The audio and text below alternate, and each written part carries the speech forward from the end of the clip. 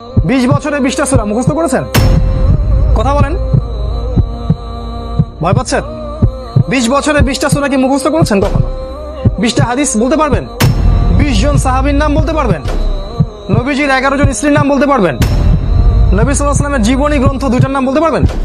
কি করলেন সারা 20 বছর ধরে পড়াশোনা করে? কি করলেন সারা 20 বছর? এই যুব সমাজ কি দাজ্জালের বিরুদ্ধে দাঁড়াতে পারবে কখনো?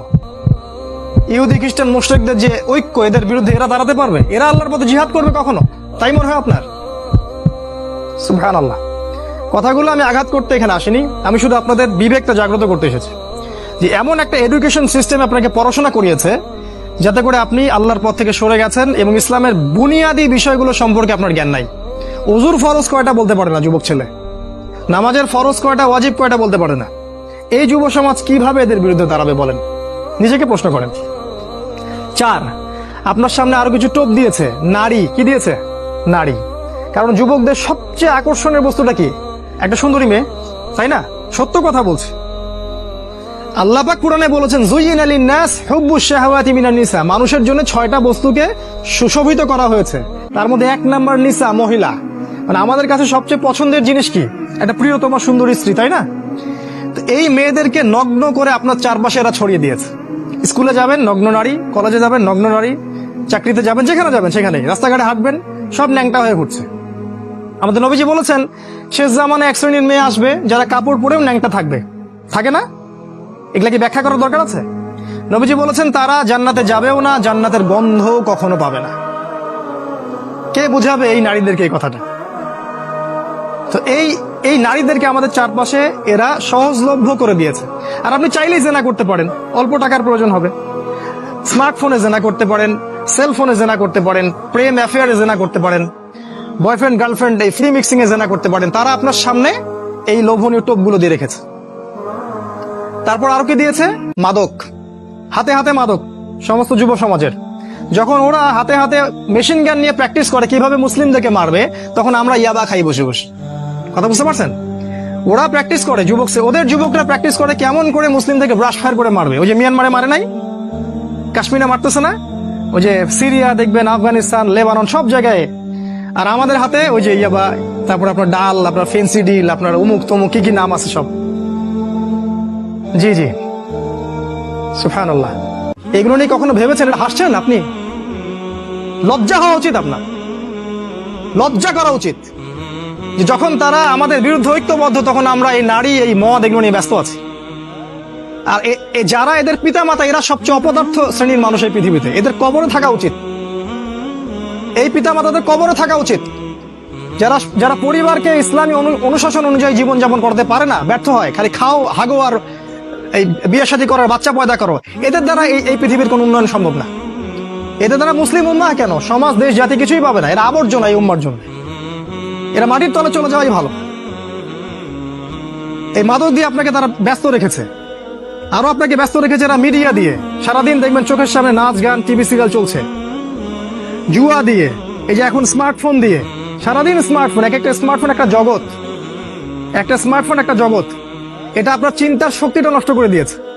ঠান্ডা মাথায় আপনি এখন চিন্তা করতে পারবেন না। আপনার মাথা এখন পাজলড।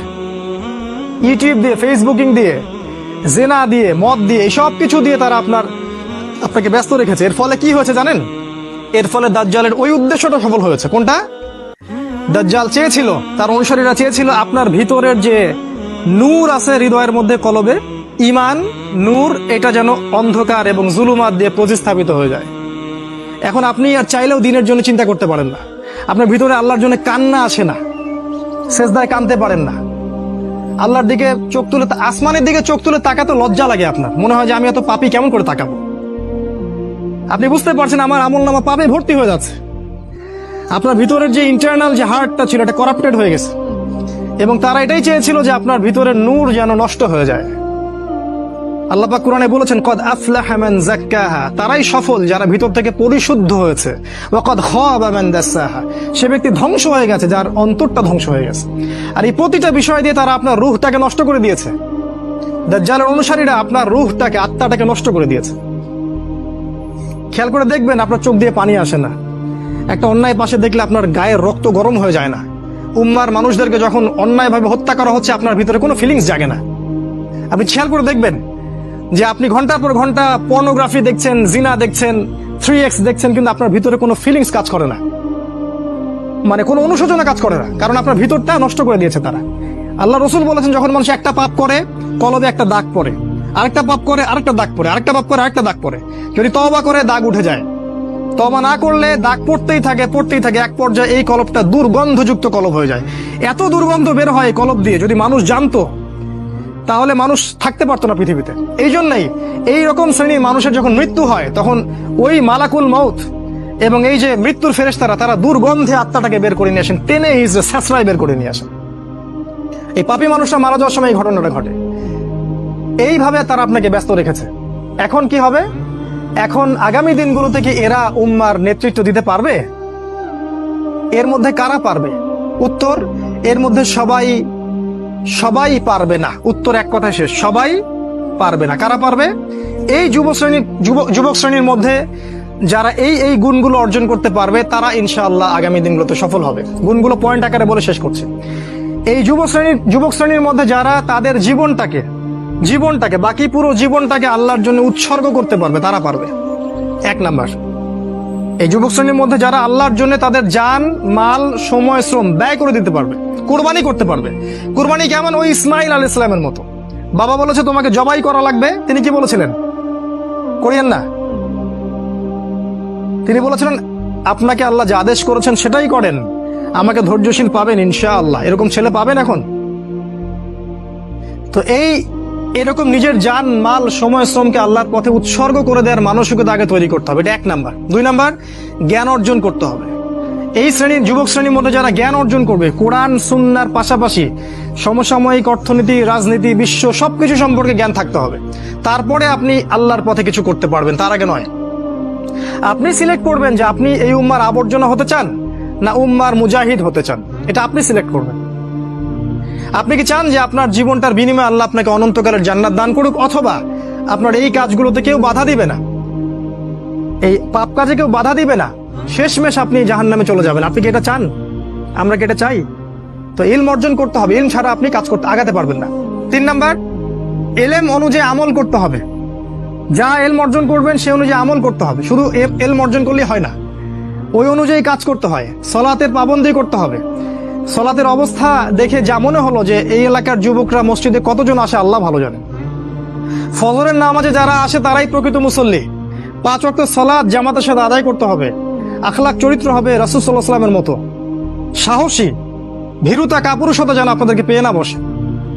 জ্ঞান অর্জন করে সাহসী হতে হবে, তদনুযায়ী আমল করতে হবে, এবং কোনো অবস্থাতেই পরাজিত হব না এরকম মানসিকতা তৈরি করতে হবে।